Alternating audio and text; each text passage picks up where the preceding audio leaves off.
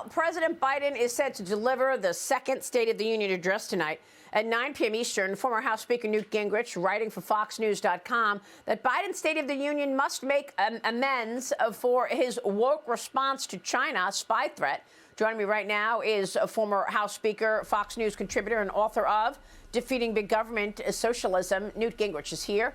Mr. Speaker, it's always a pleasure. Thanks so much for being here. Well, I'm delighted, always. Well, I want to get your take on first Biden's response to China. I'm stunned. He was asked yesterday if the U.S.-China relations change in any way. He said, no, China knows what we're doing. They understand. As if we're supposed to be sorry that we shot down a balloon, a spy airship that breached our sovereignty. What should the president do in terms of a response?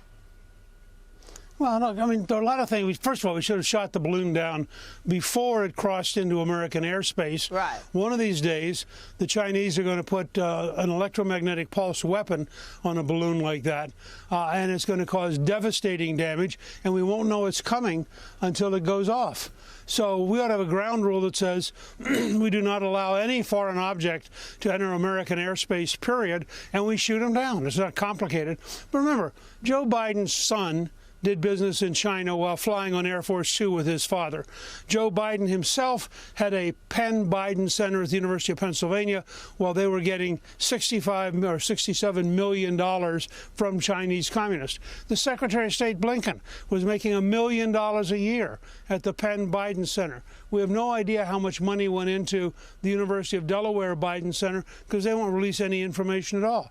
I mean, what reason do we have to believe that Joe Biden is in any way going to be tough with China other than words? And I think that'll also, he can't explain this. There was a great line in the Babylon Bee which said, I let the spy balloon finish its job, then I shot it down.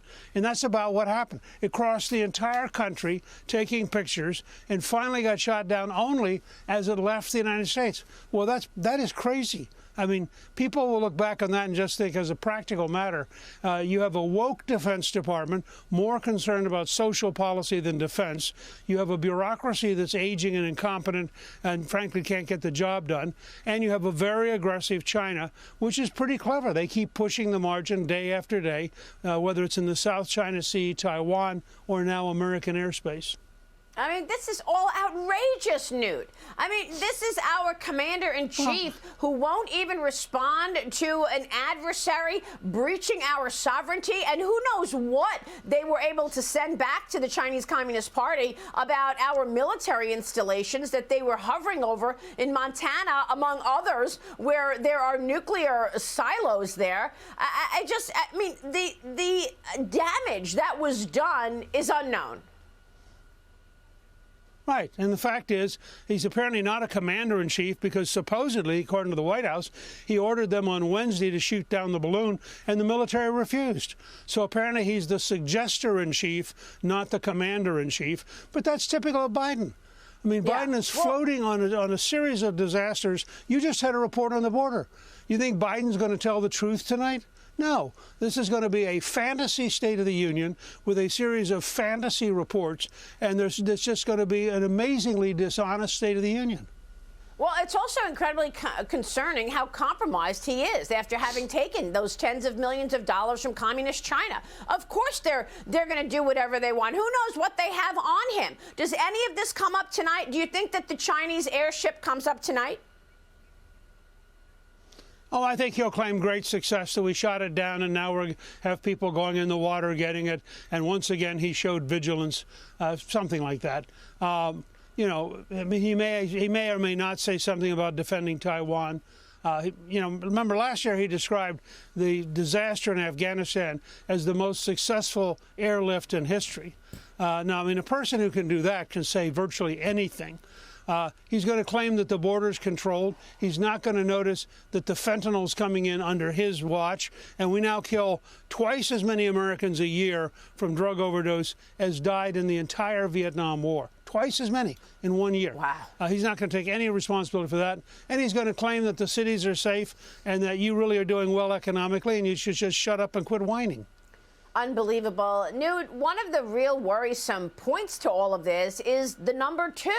So let's say, the world recognizes and America recognizes how bad this administration and Joe Biden really is, and the Congress moves to impeach him. Then we've got to deal with Kamala Harris. I mean, is she ready for this? Even the New York Times is slamming her now, writing that even her allies are tired of waiting for her to define her vice presidency, reporting that even her closest supporters have lost faith. Then there's Hillary Clinton getting her knives out. She's privately thinking that Kamala Harris lacks the political instincts to win in a primary, Newt. So Hillary Clinton is now attacking Kamala in private conversations. Don't tell me Hillary Clinton wants to be the number 2 now. No, she'd like to be number 1. I mean, first of all, I think you're better off to think of Kamala Harris as a -2, not a number 2. It's clear that she's not up to the job. I think her career is one of the most amazing in American history. She clearly doesn't know anything, and she clearly can't deliver competently on anything. And yet she did get to be the Attorney General of California, which is the biggest state in the country. She got to be a U.S. Senator. She got picked to be a vice president. I mean, this is a person whose career, based on what we can tell so far, is zero talent. I mean, a level of not growing in office that I don't remember ever seeing ever before in American history. It's astonishing how, despite all the training, all the staff, all the support, and all the experiences they keep sending her around the world, hoping she'll realize, now she's in Poland or now she's in Singapore. I don't think any of it penetrates. I think she just floats through life. And frankly, the San Francisco mafia has taken care of her for all these years, and she hasn't had to learn or do anything. Well, I mean, and they also haven't been forced to change course at all. I mean, from their climate change agenda to their wide open border to their soft on China approach. Now we've got this reckless spending as part of the conversation. House Speaker Kevin McCarthy is calling on the president to negotiate with Republicans on the debt ceiling ahead of the State of the Union address. But Newt, you've seen what President Biden is saying. There will be no discussion. There will be no boundaries. The debt ceiling will go up and you will accept it. Look, that's just his negotiating position. The fact is, under the Constitution, they're not going to get a debt ceiling unless the House passes one.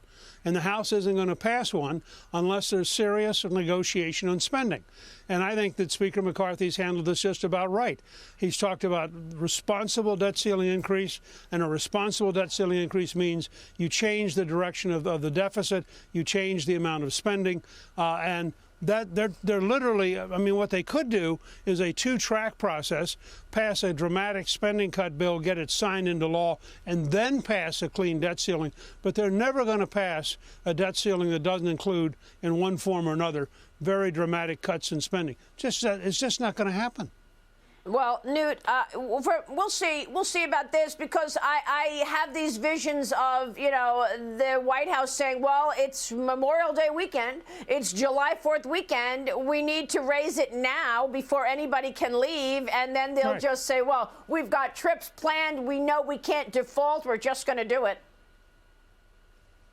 No, I think the House then would pass something and say, here, you've got a debt ceiling. And by the way, here's all the extra spending cuts attached to it. We did that with Bill Clinton twice. We closed the government twice. In the end, we got to 4 consecutive balanced budgets. You sure did. And congrats to you. Newt, thanks very much for being here. We so appreciate your insight. Thank you.